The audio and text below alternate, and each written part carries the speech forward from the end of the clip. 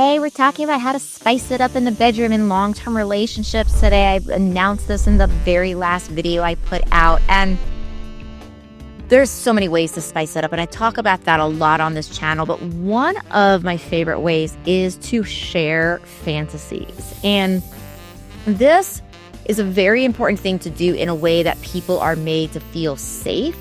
Because the biggest thing is that if one person has a sexual fantasy, and let's say it's there's some sort of fetish involved, or it's just out of the social norm, right? We want to make sure that we allow space for that and not shame that person, even if it's something that you don't want to do.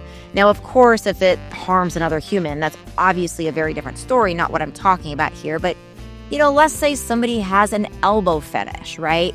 And that might strike you as something you've never heard before. Well, if that's what your partner is really into, it's really important to allow them this place to have that place to express and be curious and not make it wrong. This is not to say that every fantasy is going to be fulfilled by any means, but what we're doing is to bring up novelty. Most humans have a level of fantasy about sexuality because as adults, that's actually one of the places where we really are allowed to still play almost in any way that we want, of course, with consent and, within the bounds of what is moral and ethical and all of those things, right? But it is a very big place for play to come out and for freedom to come out, for expression to come out. And so oftentimes when things kind of get in the script and in that sexual story of doing the same thing over and over, we lose track of our fantasies and we can find ourselves wishing for something to be different if we would just communicate about it. So one of the really wonderful ways of starting to spice things up is to have a conversation and just be curious. And even if a partner says a fantasy that you're not interested in, get curious about it. What is it for them? Why are they interested in it? And the more we can stay curious, the more we stay away from shame. And also in going into the fantasy conversation, it's important to go into this conversation with the awareness of sharing your fantasy and realizing your partner might not share that same fantasy.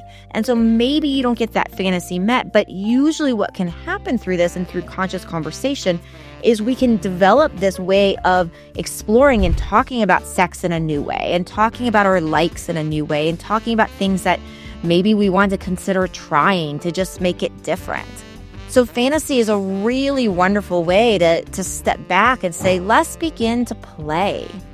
Let's begin to play and explore children's curiosity in this new consensual, of course, but safe way of bringing ideas to the table and saying, hey, do you want to play this game with me? Do you want to play that game with me?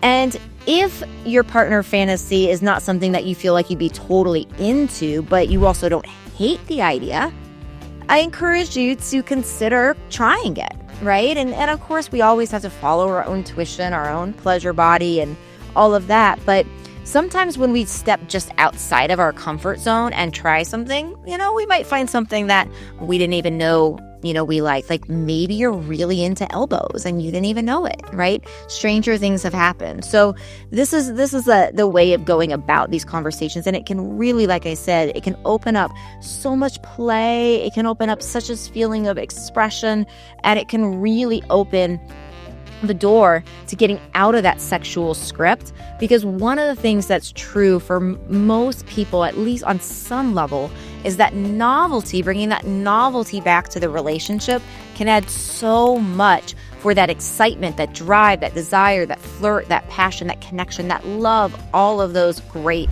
yummy, juicy things. All right, everybody, we'll see you in another video.